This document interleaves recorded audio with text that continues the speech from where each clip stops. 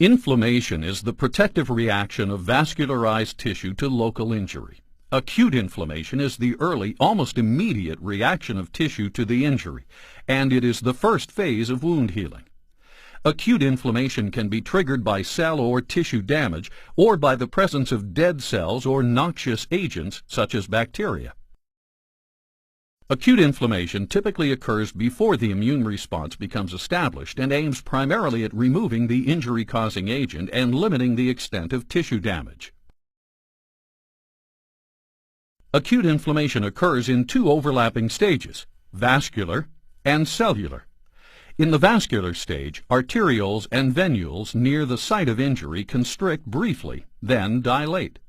Dilation promotes congestion, while an accompanying increase in capillary permeability leads to the movement of fluid into the affected tissue, resulting in the 5 classic signs of inflammation: redness, swelling, heat, pain, and loss of function.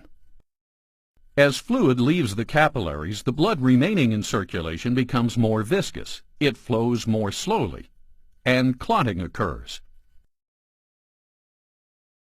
The cellular stage of acute inflammation is initiated by the movement of phagocytic white blood cells, or leukocytes, into the area of injury. The leukocytes begin to adhere to the vessel wall, and then, in a process called emigration, squeeze through the wall and move into the inflamed tissue.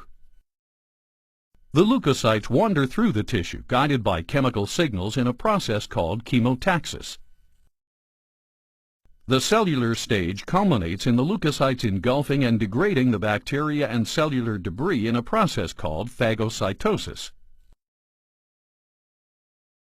Products of phagocytosis, along with plasma and blood cells, form exudates, which accumulate, causing swelling and pain.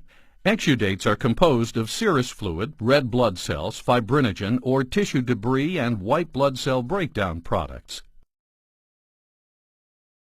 Concurrent with the events of the vascular and cellular stages, chemical mediators release bioactive agents that act to mediate the inflammatory response.